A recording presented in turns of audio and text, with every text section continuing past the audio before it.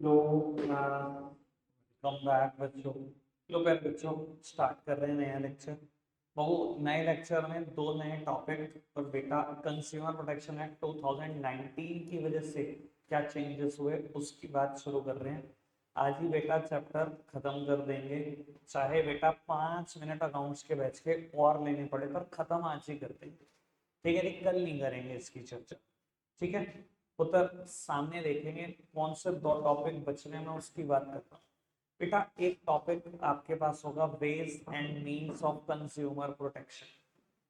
ठीक है जी, होगा पेज नंबर 138 के अराउंड होगा ये topic, ways and means of consumer protection. Ways and means of consumer protection 138 या 137, 137 पर है ये टॉपिक। तो वो पहले मतलब सुनो इस टॉपिक का। बेटा टॉपिक का मतलब है कौन कौन कैसे कैसे कंज्यूमर को प्रोटेक्शन दे रहा है। ठीक है जी, कौन कौन कंज्यूमर को प्रोटेक्ट करने में लगा हुआ है और कैसे कैसे प्रोटेक्ट करने में लगा हुआ है। बेटा सबसे पहली हेडिंग है सेल्फ रेगुलेटरी बिजनेस। मैं आपको अल्टीमेटली बता देता हूँ, ये ना पूरे चैप्टर का ना कंक्लूजन है, अभी सबसे लास्ट में शुरू हो रहा है। और वो आपने पूरे चैप्टर में पढ़ लिया कौन कौन कंज्यूमर को कैसे कैसे बचाता है।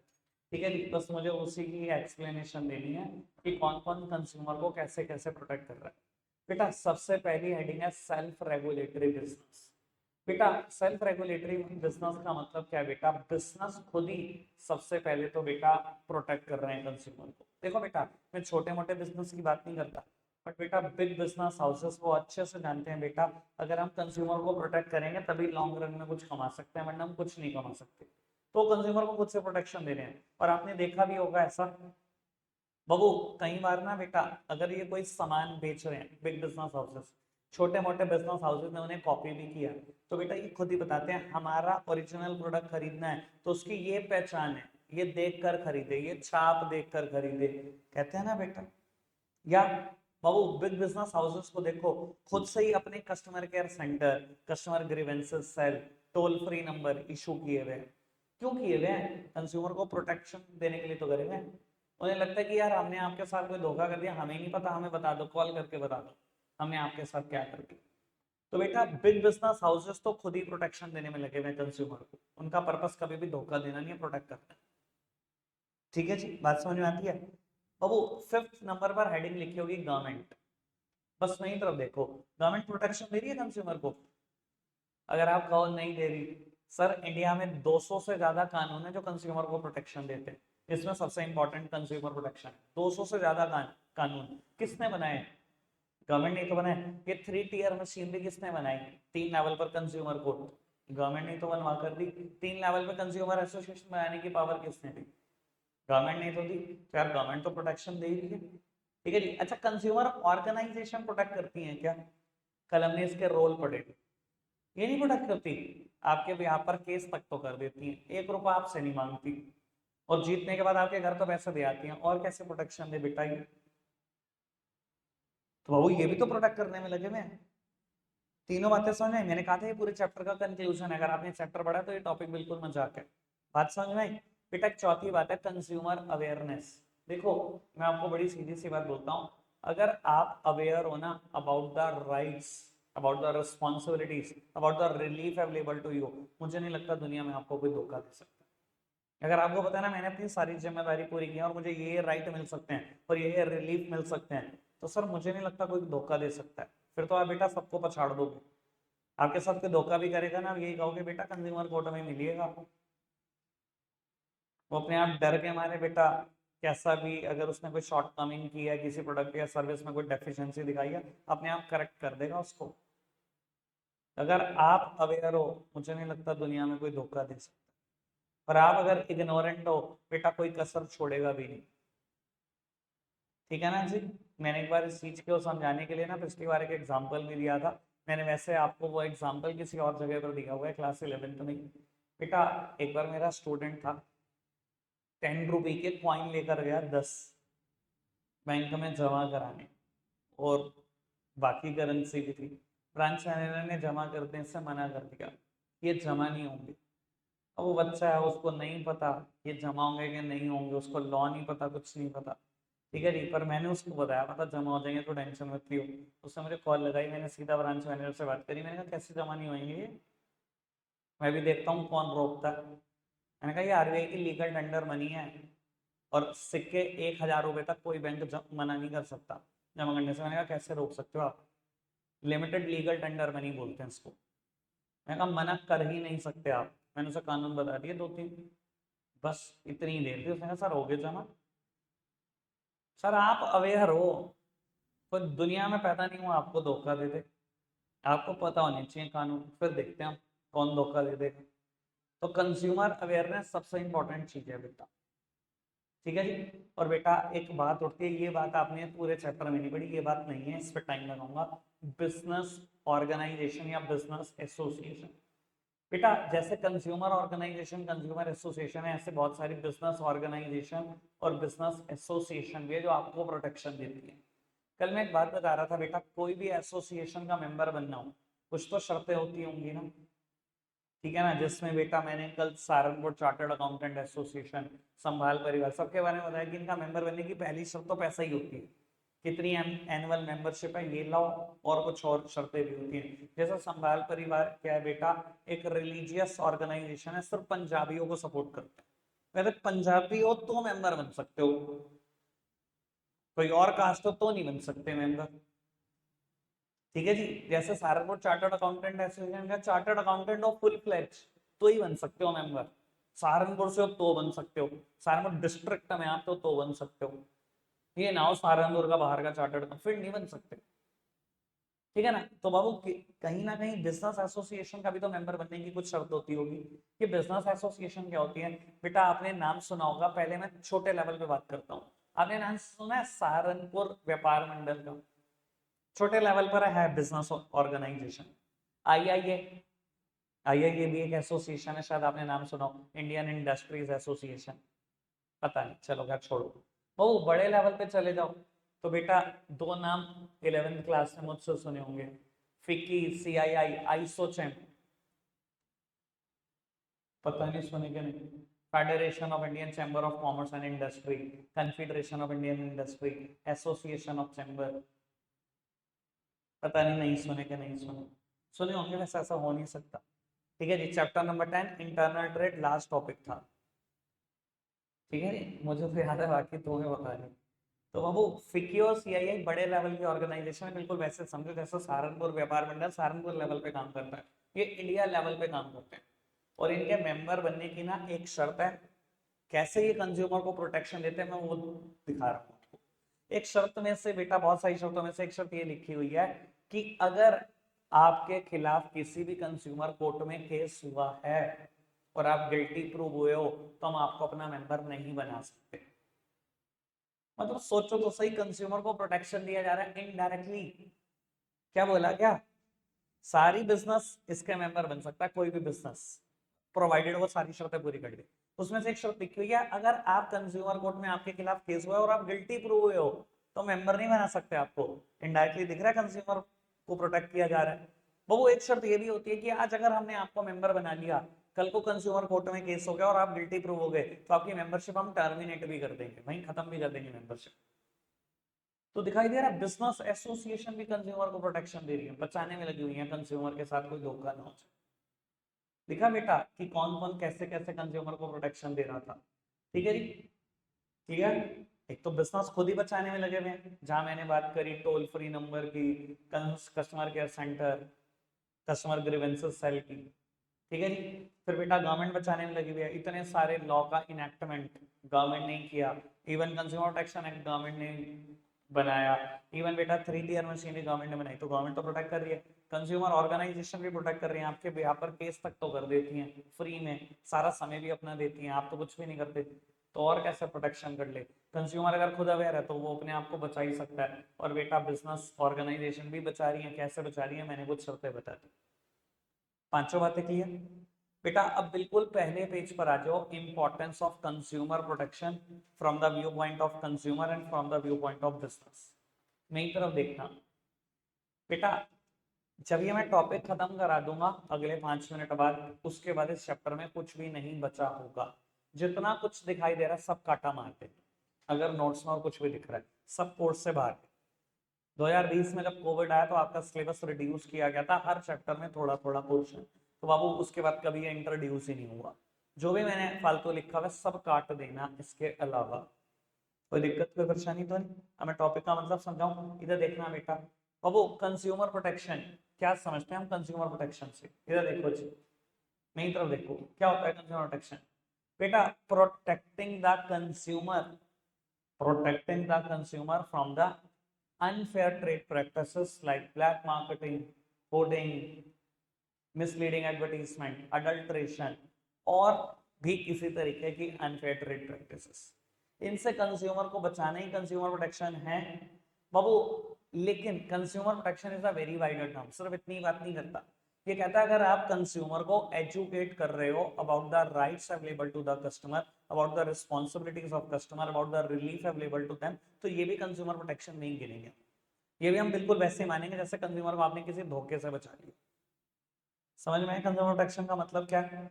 सिर्फ डायरेक्टली धोखे से बचाना नहीं, अगर कंज्यूमर को आज आपने उसके राइट भी बता दिया ना, तो ये भी कंज्यूमर प्रोटेक्शन है। उसको उसकी रिस्पॉन्सिबिलिटीज रिलीफ भी बता दी, ये भी प्रोटेक्शन है। ठीक है जी। नॉर्मली लोगों को पता क्या लगता है कि सिर्फ कंज्यूमर को जरूरत थी कंज्यूमर प्रोटेक्शन की, पर बेटा इसने एक नया ही एंगल दिया। इसने कहा नहीं, सिर्फ कंज्यूमर को जरूरत नहीं है कंज्यूमर प्रोटेक्शन की, बिजनेस को भी जरूरत है कंज्यूमर को प्रोटेक्ट करने की। यार ऐसा क्यों? तो वो पढ़ेंगे हम, बहुत सारे कारण अभी समझ में आएगा।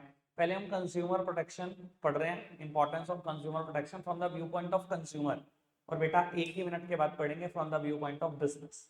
ठीक है जी। पहले बेटा थर्ड हेडिंग पढ़ेंगे बेटा from the view point of consumer में, wide spread exploitation of consumer. बेटा कह रहा है wide spread exploitation of consumer, मतलब बेटा कंज्यूमर प्रोटेक्शन की जरूरत पता है क्यों थी? क्योंकि कंज्यूमर को कोई छोड़ ही नहीं रहा था जब तक ये लॉ नहीं था। भाई अलग अलग लेवल पे कंज्यूमर के साथ अलग अलग धोखे हो रहे थे। ठीक है ना सर? अडल्ट्रेशन, मुझे नहीं पता आप कितना एक्टिव समझते हो इस चीज को, पर आपको पता है हमारे देश की बहुत बड़ी समस्या और आज भी है। अभी देख लेना दिवाली के आसपास, सर दिवाली से 3 दिन 4 दिन 5 दिन पहले आपको पता लगेगा एक रेड हुई मुजफ्फरनगर, एक रेड हुई मेरठ, एक रेड हुई सहारनपुर के किसी कोने में, और नकली मावा पकड़ा गया मिठाइयां बनते हुए। मानते हो बेटा? जिसका जैसा दाव लगता है वो वैसे कंज्यूमर को धोखा देता है। अडल्ट्रेशन हो चाहे मिसलीडिंग ऐड हो, ऐड की बात तो मैंने पहले दिन ही करी थी, लोग कैसे कैसे ऐड करते थे पता है ना बेटा आपको? तो बाबू कंज्यूमर का हर लेवल पे धोखा हो रहा था कंज्यूमर के साथ, इस वजह से जरूरत पड़ी कंज्यूमर प्रोटेक्शन की।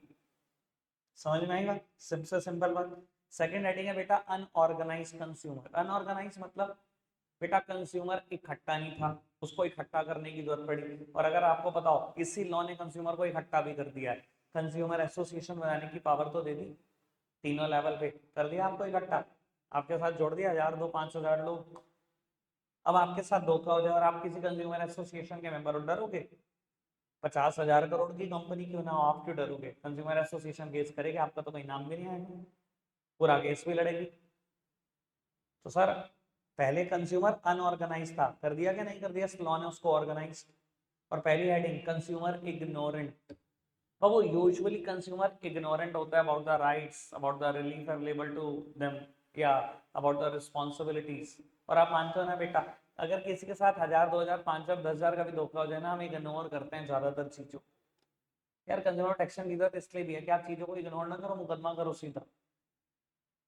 आज भी बेटा बहुत लोग होंगे जिनके साथ साइबर फ्रॉड होते हैं, बताते हुए भी डरते हैं, या बताएंगे उन्हें लगता है यार शर्म आती है कि यार सामने वाला क्या सोचेगा। इंडिया में कितने साइबर फ्रॉड है आपको पता ही है। मैंने आपके साथ पता नहीं किसी साइबर फ्रॉड का जिक्र किया है कि नहीं किया, नहीं किया। अभी हाल ही में मेरे एक दोस्त के साथ हुआ, मैं बच गया था, मैं भी बचा हूँ उस फ्रॉड से, होते होते बच गया। मेरे दोस्त ने क्या करा, उसने ना अपने कस्टमर को प्रॉमिस कर दिया कोई गुड्स कि वो दिल्ली से मंगा कर देगा। ठीक है जी बेटा, दिल्ली की उसने पार्टी को कहा कि ये ना गुड्स मैं मतलब ट्यूसडे तक आने की इंतजार नहीं कर सकता, मैंने कंज्यूमर को अर्जेंट बेसिस पे देना है, आप मुझे ब्लू डॉट कुरियर से ना कुरियर करा दो। दिल्ली की पार्टी को उसने पेमेंट करी, कुरियर के पैसे दिए, कुरियर करा दिया। ठीक है जी। अब जब बंदा किसी चीज का इंतजार कर रहा हो ना, 1 1 घंटा काटना भी मुश्किल होता है। अब मान लो कंज्यूमर को कोई टाइम दे रखा है, शाम को 6 7 बजे वो दुकान पे आएगा, 5 बजे तक नहीं आया तो दिमाग में टेंशन। उसने क्या करा, गूगल पे लिख दिया, मतलब मैं दिखाता हूँ कितने फ्रॉडस्टर एक्टिव है। उसने गूगल पे लिखा toll free number of blue dot courier Saharanpur. ठीक है जी, यकीन मानना ये काम आज आप अभी करके देख लेना। मैंने क्योंकि परफेक्टली फेस किया, तो मतलब मुझे बहुत अच्छे से बताया, और मुझे भी उसने ही बताया था कि बाबू पहला नंबर आया, मतलब फ्रॉस्टर ने वेबसाइट भी टॉप 1 पर लिस्ट कर रखी है। ठीक है जी, नंबर आया, उसने कॉल करी, उन्होंने कॉल उठाई कि सर आपका तो पार्सल यहाँ अटका हुआ है, आप एक काम करो 1 रुपए की पेमेंट कर दो, अभी हम पार्सल रिलीज कर देते हैं। उन्होंने कहा 1 रुपए तो मांग रहा, कोई बड़ी बात नहीं। बस इतने में उसका पूरा जीपे हैक हुआ, पूरा अकाउंट खाली, 50-60 हज़ार को उड़ा दिए। उसकी तुरंत मेरे पास कॉल आई, मेरा दोस्त भी है, मेरा क्लाइंट भी है, तो मेरे पास कॉल आई कि मनीष ऐसे हो गया। मैंने कहा तो सीधा चला जा साइबर सेल, मतलब हमारे यहाँ पर हकीकत नगर में बेटा अपनी रिजर्व पुलिस फोर्स जहाँ पर बैठती है, वहीं पर साइबर सेल है। मैंने कहा वहाँ चला जा, वहाँ कंप्लेन कर, कुछ हो जाएगा शायद। ठीक है जी, पर फ्रॉड टोटल आपको समझ में आ गया क्या है, मतलब ब्लू डॉट कुरियर का टोल फ्री नंबर में सबसे ऊपर फ्रॉडस्टर की वेबसाइट आती है। ठीक है जी, अब मेरे साथ देखो क्या हुआ। मैं मतलब उस फ्रॉड के तुरंत बाद कुछ महीनों बाद बचा हूँ। मतलब ऐसे हो गया होगा 5-6 महीने दिमाग से इंसिडेंट भूल भी जाता है। वर्ल्ड कप की टिकट ऑर्डर करी, बहुत मुश्किल से मिली, शायद मैंने तुम्हें बताया भी होगा। ठीक है, आकाश भाई और मैं 4 लैपटॉप लेकर बैठे थे। ठीक है जी, मतलब 4 स्क्रीन, 3 फोन लेकर बैठे थे और एक लैपटॉप लेकर बैठे थे टिकट बुक करने। बहुत मुश्किल से 2 टिकट मिली थी। ठीक है जी, टिकट मिली 2, जाना था, हमने सोचा था 7-8 जनों का प्लान था। टिकट मिल गई, कुछ दिनों के बाद मैसेज आया कि ब्लू डॉट कुरियर से टिकट्स आ रही है। वो आई ना भाई, मैं भी परेशान थोड़ा सा, यार मैसेज आ गया था 3-4 दिन हो गया, आई क्यों नहीं। मैं भी वही गलतियां, टोल फ्री नंबर सर्च करा ब्लू डॉट कुरियर, कॉल करी, कॉल मिलाते ही ना दिमाग में पूरा इंसिडेंट पूरा याद आ गया, मैंने कॉल काट दी। ठीक है जी, बैक कॉल आ गई, मेरा शक और यकीन में बदल गया, कुरियर ऐसा बैक कॉल करते हैं। मैंने कॉल उठाई, कहता है आपका पार्सल ना यहाँ अटका हुआ है, 1 रुपए की पेमेंट कर। मैं कभी बताता हूँ, 2 मिनट रुक जा, बस अभी बताता हूँ कुछ। ठीक है जी, मैंने कॉल काटी, मैंने ये कष्ट ही नहीं करा उसके बाद कि मैं कॉल करूँ। ठीक है जी, मैं खुद से गया, ब्लू डॉट कुरियर का अम्बाला रोड ऑफिस है, वहां से टिकट्स उठा कर लाया। पर मैं आपको दिखा रहा हूँ यार हालात क्या है, हम इग्नोरेंट हैं। डेली बेसिस पे इतने साइबर फ्रॉड होते हैं, कितनी कंप्लेंट्स पहुंचती हैं, पहुंचती नहीं भाई। कंज्यूमर प्रोटेक्शन की ये जरूरत है कि कंज्यूमर बहुत इग्नोरेंट है। समझ आती है बात कि जरूरत है कंज्यूमर को बचाने की, आज भी जरूरत है भाई। ठीक है जी, अब वो बात पढ़ते हैं from the view point of business. अब ज्यादातर लोगों को पता क्या लगता है, यार बिजनेस को क्या जरूरत पड़ी कंज्यूमर को प्रोटेक्ट करने की। बिजनेस का काम सिर्फ एक है, पैसा कमाना, कंज्यूमर को एक्सप्लॉइट करो, पैसा कमाओ, आपका काम ये है। आपको किसी कंज्यूमर को प्रोटेक्ट करने की जरूरत नहीं है। पर नहीं बेटा, ये सोच होनी नहीं चाहिए। आपको जरूरत है कंज्यूमर को प्रोटेक्ट करने की, मैं साबित करूंगा बहुत सारी हेडिंग से। सबसे पहली हेडिंग बेटा, long term interest of the business. देखो बेटा, आपने दुकान खोली है, आप एक दुकान चला रहे हो, आपने 25-30 साल दुकान चलानी है, लॉन्ग रन में पैसा कमाना चाहते हो इसे दुकान से। सर अगर लॉन्ग रन में पैसा कमाना है ना, कंज्यूमर को प्रोटेक्ट करके ही कमा सकते हो। देखो आप धोखा दे दोगे या हायर प्राइस चार्ज कर लोगे, ऐसा मौका मुझे लगता है जिंदगी में एक या 2 बार ही मिलेगा। आपने 100 का सामान खरीदा, आज कस्टमर को 1000 का बेच दो, आज नहीं तो कल ये भेद खुल जाएगा। इतने ज्यादा चार्जेस लोगे या आज या नहीं, कल पता लगना ही है उसको। कितना मौका मिलेगा ये उससे कमाने का, 1 बार या 2 बार। ठीक है, उसके बाद वो क्या करेगा, हर जगह जाएगा, हर जगह कहेगा यार इस दुकान से सामान न खरीदना, लूटते हैं। और बेटा आप अच्छा बेटर क्वालिटी प्रोडक्ट दो एट रीजनेबल प्राइसेस दो। 100 की चीज आप 105 में दे रहे हो, बेटर क्वालिटी प्रोडक्ट है। कई बार आफ्टर सेल सर्विसेज भी दे देते हो, सिर्फ 5 रुपए कमाने हैं तब भी। अब वो तब क्या होगा, शायद ये कस्टमर आपको 1000 बार मौका देगा कमाने का, शायद 1000 बार। और बेटा it is only the satisfied customer who not only lead to the repeat sales but also give positive feedback to the others। ये वो सेटिस्फाइड कस्टमर ही तो है बेटा। खुद तो सामान हजारों बार लेगा, 10,000 लोगों को और बताएगा कि इस दुकान से सामान लिया करो, बहुत बढ़िया सामान देते हैं, बहुत रीजनेबल प्राइस पर देते हैं। तो सर अगर लॉन्ग रन में कमाना है, कंज्यूमर प्रोटेक्शन से ही तो कमा सकते हो, इसलिए कंज्यूमर को प्रोटेक्शन देना जरूरी है बिजनेस को। पहली बात समझ में आई। दूसरी, बिजनेस यूजेस सोसाइटी रिसोर्सेस। बेटा आप बिजनेस के एंगल से सोचो, ये बात मैंने बिजनेस एनवायरनमेंट में भी एक हेडिंग में बोली हुई है। और वो रॉ मटेरियल कहाँ से मिलता है बिजनेस को? सोसाइटी से।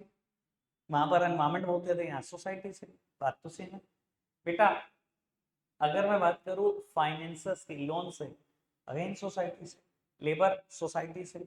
इन सब चीजों का इस्तेमाल करके फिनिश गुड्स बनाया, बेचा किसको? अगेन सोसाइटी को।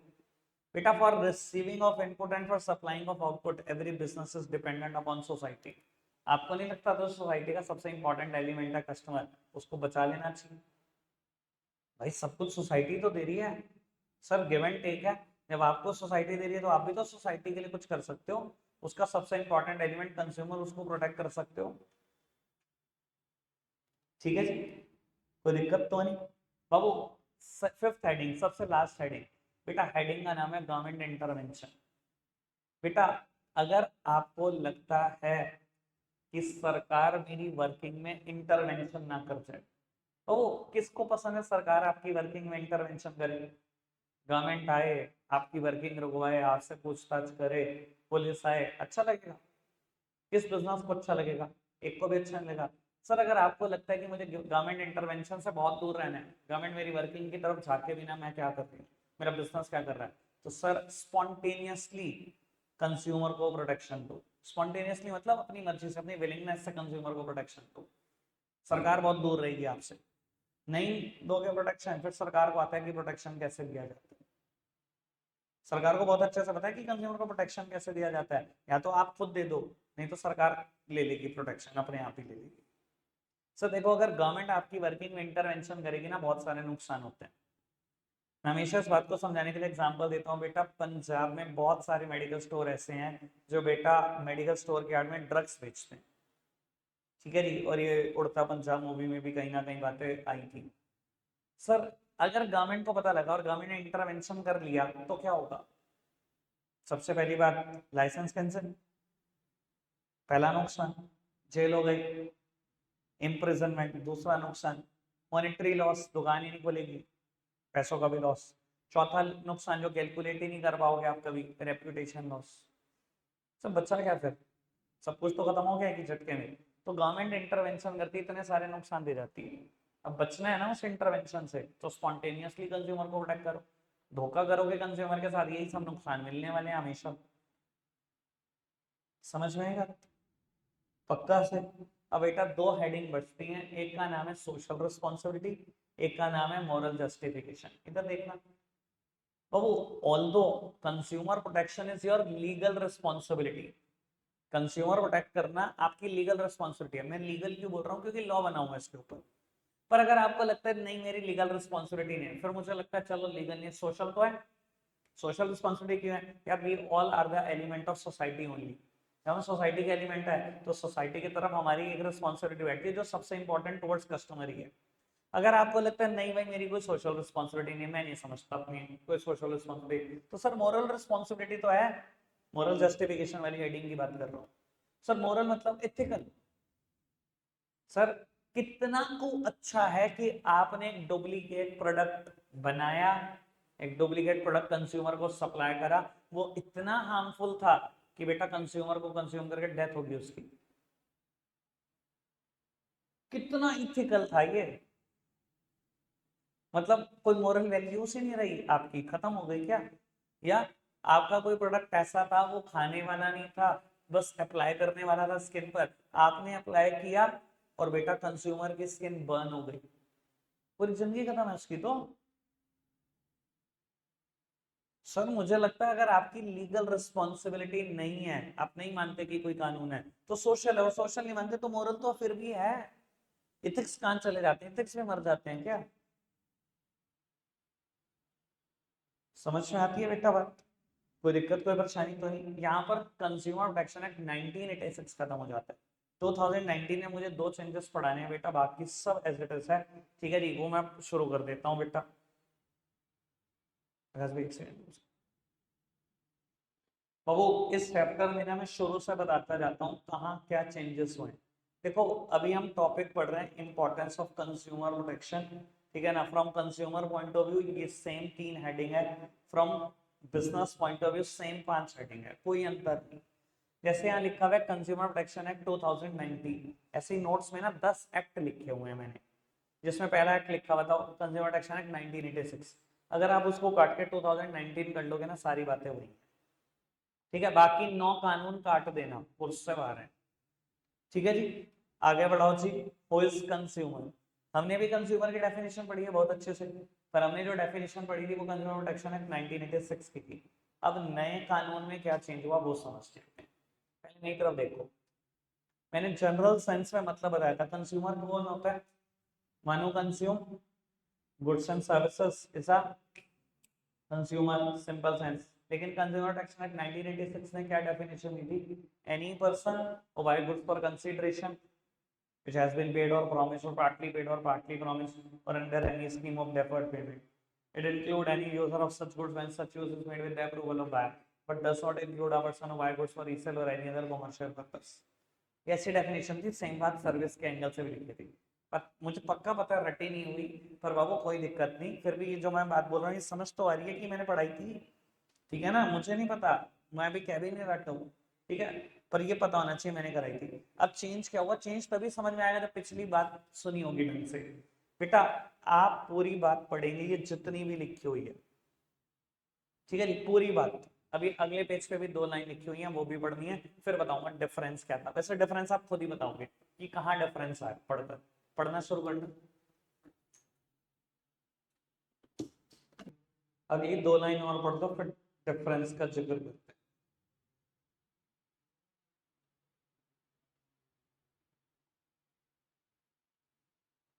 अब अगर आप सोच पाए ढंग से आपने पढ़ा, तो फर्क सिर्फ एक लाइन का है, बाकी सब कुछ। ठीक है जी, वही कंसिडरेशन वाली बात, वही प्रॉमिस, पार्टली पेड और पार्टली प्रॉमिस्ड, एफर्ट पेमेंट वाली बात। पर इस बार ये करते क्या गए इन्होंने ना, दो अलग अलग बुलेट्स ना बनाकर ना, गुड्स की बात और सर्विसेज की बात साथ साथ करते चले गए, है ना।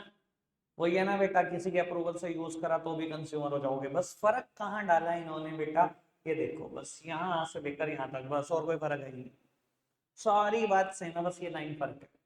बाबू वहां पर ना कहीं पर भी ऑनलाइन ट्रांजैक्शन की बात नहीं लिखी गई, और मैं शक्तियां बता रहा हूँ, मैन्युफैक्चरर ने यही इस्तेमाल किया होगा हथियार। किसी कंज्यूमर ने ऑनलाइन गुड्स खरीदा होगा, कोई शॉर्टकमिंग होगी, उसने मुकदमा किया होगा, मैन्युफैक्चरर ने साबित करने की कोशिश की होगी इस डेफिनेशन में कहीं भी ऑनलाइन नहीं लिखा हुआ, तो मेरे खिलाफ कंज्यूमर कोर्ट में केस नहीं हो सकता। और यही बात गवर्नमेंट ने मैन्युफैक्चरर को पछाड़ने के लिए की होगी, गवर्नमेंट ने लॉ चेंज कर दिया और वहां पर वर्ड स्पेशली डाल दिया ऑनलाइन ट्रांजेक्शन। और जिस भी तरीके से आज की तारीख में सामान बेचा जाता है, करते हैं बात। बाबू लिखा हुआ है, it applies to both offline and online transaction through electronic means और बाय टेली शॉपिंग और डायरेक्ट सेलिंग और multi level marketing. Sir online transaction के बारे में सब कुछ पता है, टेली शॉपिंग के बारे में पता है आपको क्या होती है टेली शॉपिंग? फोन कॉल पे जो शॉपिंग करते हैं। कई बार बेटा एक चैनल आया करता था जिसपे होम शॉप 18 वाले सामान बेचते थे, कि कॉल करो हमें प्रोडक्ट ऑर्डर कर दो, उसे टेली शॉपिंग बोलते हैं। आपको पता है होम शॉप 18 किसका प्रोडक्ट है? किसका प्रोडक्ट है होम शॉप 18? नापतोली किसका प्रोडक्ट था? नापतोल, पता है आपको? नापतोली ब्रांड, रिलायंस। पता नहीं क्या बात है, रिलायंस को 18 नंबर से बहुत प्यार है, सच में, मतलब मैंने ऐसा महसूस किया, शॉर्टली उनको किसी ना किसी न्यूमरोलॉजिस्ट ने कहा होगा। मैं तो हर जगह देखता हूँ, टीवी टीवी 18 नेटवर्क पूरा वही ऑन करते हैं, टीवी 18 नेटवर्क के नाम से चलाते हैं, बहुत जगह पे 18 नंबर लगाता है रिलायंस, पता नहीं ऐसा क्यों। कर जाओगे आप, समझ जाओगे, बड़े हो जाओगे, जैसे जैसे रिलायंस के बारे में पढ़ोगे तो बहुत चीजें पता लगेगी। ठीक है जी सर, टेली शॉपिंग का मतलब समझ में आया? टेली शॉपिंग या डायरेक्ट सेलिंग का मतलब सेम है। Multi level marketing, multi level marketing समझते हैं? कोई एक बंदा अपने नीचे दो बंदे जोड़े, अपने नीचे दो बंदे जोड़े, ठीक है जी, ये इसको सामान बेचे, ये इसको सामान बेचे, तो जो इसने इसको सामान बेचा उसका भी कुछ हिस्सा इसको मिलेगा, इसको बेचा डायरेक्टली तो उसका तो हिस्सा मिलना ही मिलना है। सुनिए आपने ऐसे मल्टी लेवल मार्केटिंग सुनी होगी, आई एम श्योर। एक कंपनी है इंडिया में, अभी मुझे पता नहीं अभी चल रही है कि नहीं चल रही है, कंपनी थी पहले एमवे, एमवे सामान बेचती थी मल्टी लेवल मार्केटिंग से। कि आप कोई पर्सन हो ए, आपने अपने नीचे दो बंदे जोड़े बी और सी, उनको सामान बेचा, बी और सी को जो सामान बेचा उसकी कमीशन ए को पक्का मिलेगी। बी ने अपने नीचे भी दो बंदे जोड़ लिए डी और ई, बी ने जो सामान डी और ई को बेचा, बी को तो कमीशन मिलेगी मिलेगी, उसकी कमीशन ए को भी मिलेगी। ठीक है जी, ये मल्टी लेवल मार्केटिंग है, अपने नीचे बंदे जोड़ते रहो, ऊपर ऊपर वाले सबको कमीशन मिलती रहेगी, इसे मल्टी लेवल मार्केटिंग कहते हैं। कि इन ट्रांजैक्शन पे भी कंज्यूमर कवर होता है, क्योंकि बेटा मल्टी लेवल मार्केटिंग की बहुत सारी इंडिया में कंपनियां जिन्होंने हजारों करोड़ के फ्रॉड करे, हजारों करोड़ के, सारी भाग गई। इसी वजह से कंज्यूमर को यहाँ जोड़ा गया कि उनके खिलाफ भी केस हो सकता है इस लॉ में। ठीक है जी, आगे बढ़ते हैं। लो जी, अब बाबू अपनी बात को ना थोड़ा रेलिवेंट रखेंगे वरना कुछ रह जाएगा। कंज्यूमर राइट्स सेम है, 6 के 6 राइट, कुछ पढ़ने की होती है यहाँ से। ठीक है जी, रिस्पॉन्सिबिलिटीज 10 की 10 सेम है, कुछ पढ़ने की होती है यहाँ से। Ways and means of consumer protection आज पढ़ा है, पांचों बातें बिल्कुल सेम है, कुछ नहीं पढ़ना है यहाँ से। कंज्यूमर रिड्रेसल एजेंसीज, अब यहाँ पर चेंज है, बहुत बड़ा चेंज बेटा, बस ये सुनकर जाना क्योंकि कल पेपर में यही काम आएगा। ठीक है, डिस्ट्रिक्ट कमीशन पूरी जान लगा के अच्छे से पढ़ देना, जो भी दिक्कत आएगी मैं देखता हूँ, पढ़ना शुरू करना डिस्ट्रिक्ट कमीशन।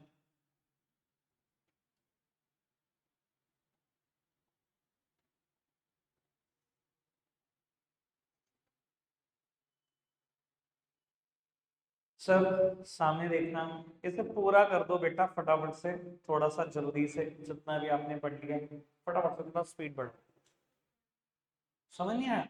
चलिए यार मैं ही पढ़ देता हूँ फिर, समय नहीं खराब करते। बेटा पहली लाइन आपने पढ़ी, कहता है डिस्ट्रिक्ट कमीशन में वही केसेस जा सकते हैं जहां कंप्लेन की वैल्यू जो गुड्स और सर्विस से रिलेटेड है does not exceed 1 CR, 1 crore से ज्यादा नहीं, मतलब 1 करोड़ तक केस कहाँ हो जाएगा, डिस्ट्रिक्ट कमीशन में हो जाएगा। इतनी बात समझ में? क्या समझ नहीं आ रहा?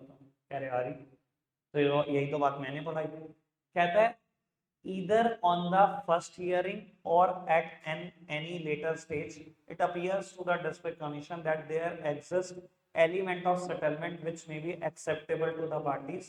It may direct them to give their consent for settlement of dispute through mediation within 5 days.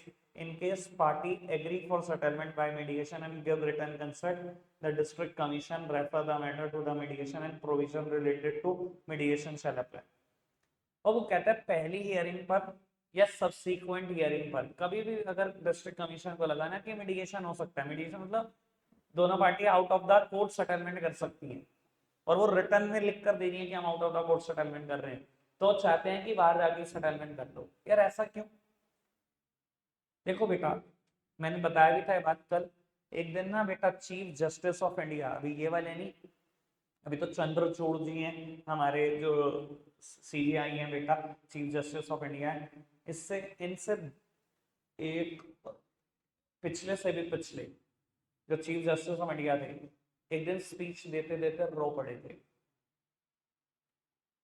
क्योंकि बेटा आपको लगता है कि उस लेवल पे क्या प्रेशर होगा, आप चीफ जस्टिस ऑफ इंडिया इतने बड़े पौधे पे हो। सर सारा देश तो क्वेश्चन आपसे करता है, इंडिया में 50 लाख केसेस पेंडिंग है, मोस्ट ऑफ द केसेस में बेटा जब कल्प्रिट को सजा होनी होती है ना वो मर चुका होता है, या मोस्ट ऑफ द केसेस का जब हियरिंग का नंबर आता है ना बेटा मेल कल्प्रिट खत्म हो चुका होता है। या छोटी मोटी कोर्ट पर 5-7 साल 20 साल लगा देते हो आप, हाई कोर्ट में 5-7-10 साल और लग जाते हैं, सुप्रीम कोर्ट में 5-7-10 साल और लग जाते हैं। मतलब एक गुनाहगार को सजा देनी हो तो पहले तो 30 साल चाहिए, अगर उसके पास फंड है, वो पहले लड़ता है डिस्ट्रिक्ट लेवल पर 10-15 साल वहां केस को घसीट देता है, फिर हाई कोर्ट में लड़ता है, फिर 10-15 साल घसीट देता है, फिर सुप्रीम कोर्ट में लड़ता है, तो सीजे ही रोने लग गया था। मतलब आप समझो ना उनके लेवल पे कितनी परेशानी है, 50 लाख केसेस पेंडिंग होना, दिन रात भी पागलों की तरह सुन लेना सारे जस्टिस बैठ के भी, तब भी नहीं खत्म हो सकते। तो कोर्ट क्या चाहती है, अगर out of the court settlement हो रहा हो जाए, बढ़िया केस खत्म होगा। समझ में आ रही है आपको बात? ठीक है जी, अगर फर्स्ट हियरिंग पर या लेटर ऑन कभी भी किसी हियरिंग पर उनको लग गया ना कि मीडिएशन से सेटल हो सकता है, तो कहते हैं रिटर्न में लिख कर दे दो कि आप out of the court settlement कर रहे हो, और जाके सेटलमेंट कर लो विद इन 5 डेज, और जो भी प्रोसीजर होता होगा बेटा out of the box out of the court settlement कराने का, वही प्रोसीजर आपके ऊपर लग जाएगा। ठीक है जी, और अगर ना होना हो तो पढ़ो जी, However, in the event of failure of settlement by mediation proceeds with the complaint, if the complaint alleges defect in goods which cannot be determined with proper analysis or test of the goods, the commission obtain the sample of goods, seal it and refer to the appropriate authority for analysis. ये बात तो समझ में आई होगी। अगर बेटा case relate करता है डिफेक्ट ऑफ गुड्स से, तो कहीं ना कहीं उसका सैंपल को लेबोरेटरी में टेस्टिंग के लिए भिजवाया जा सकता है। ये कल वाली बात है, बस लैंग्वेज बदल दी है। ठीक है जी, चलो जी अगली बात बड़ी काम की है। In case of service that dispute is settled based on the basis of evidence brought to its notice by the complainant and can ask for any required info, document or record from the service provider for settlement। काम की बात बेटा, अगर services की बात है तो बेटा सर्विसेज का सैंपल टेस्ट हो सकता है। एक आदमी हॉस्पिटल में एडमिट हुआ, डेफिशिएंसी ऑफ सर्विस की वजह से, डॉक्टर की नॉन अवेलेबिलिटी की वजह से कोई नुकसान हुआ, या डॉक्टर ने डेफिशिएंसी में दी सर्विस, वो केस करना चाहता है, वहां कोई सैंपल टेस्ट हो सकता है भाई। कोर्स में तो सैंपल टेस्ट हो सकता है, यही तो बात चल रही है। वो कहता है कि अगर सर्विसेज का केस है तो वहां क्या हो सकता है, आप कोई फर्दर डॉक्यूमेंट, कोई फर्दर रिकॉर्ड मांग सकते हो कंप्लेनेंट से भी, सर्विस प्रोवाइडर से। कंप्लेनेंट मतलब मान लो कोई मरीज जो एडमिट हुआ था, उससे मांगा क्या, दिखाना जरा डॉक्टर आप इस हॉस्पिटल में कब एडमिट हुए, कुछ तो होगा ना एडमिट कार्ड वगैरह, या डॉक्टर ने कब आपकी छुट्टी करी, कुछ तो दिया ही होगा ना, कोई डॉक्यूमेंट, कोई दवाइयाँ। तो ये प्रूफ मांगे जा सकते हैं आपसे, कोई भी डॉक्यूमेंट, कोई भी रिपोर्ट, चाहे वो कंप्लेनेंट से मांगा जाए, चाहे वो सर्विस प्रोवाइडर से मांगा जाए। काम की बात, ये बात अब यहाँ पर चेंज हुआ हुआ है, पढ़ना। If any of the party are not satisfied by the order of district commission, can appeal against such order to the state commission on the ground of fact or law within a period of 45 days। कल क्या था, 30 दिन था, अब 45 दिन है, यहाँ याद रखना बेटा। 1 करोड़ तक केस और 45 दिन के बाद स्टेट कमीशन जा सकते हो। बस 2 बातें याद रख लो, इससे ज्यादा केस स्टडी में कुछ नहीं आने वाला। कल जो केस स्टडी आएगी उसमें ज्यादा कुछ नहीं आएगा, डिस्ट्रिक्ट कमीशन से ही आएगी रिलेटेड केस स्टडी। मैं चाहता हूँ मेरे मुंह में सरस्वती बैठ जाए इस टाइम पर। ठीक है जी, कई बार मैं ऐसा बोलता हूँ आ जाता है। ठीक है जी, मैं ये नहीं कह रहा हूँ कल ये आएगा और आना चाहिए। स्टेट कमीशन पढ़ना फटाफट से, बहुत छोटी सी बात है। स्टेट कमीशन में अगर आप जानते हो, 2 तरीके के केसेस जाएंगे, एक वो जो डिस्ट्रिक्ट कमीशन से सेटिस्फाई नहीं हुए, और एक वो जो 1 करोड़ से ज्यादा है, 10 करोड़ तक है। इसकी भी अमाउंट बढ़ चुकी है, 1 करोड़ से ज्यादा और 10 करोड़ तक। ठीक है जी, और वहां आप नेशनल कमीशन में केस कर सकते हो 30 दिन बाद तक। जैसे यहाँ 45 दिन है, यहाँ 30 दिन है। ठीक है जी, एक बार फटाफट से यहाँ से यहाँ तक पढ़ दो बहुत जल्दी से।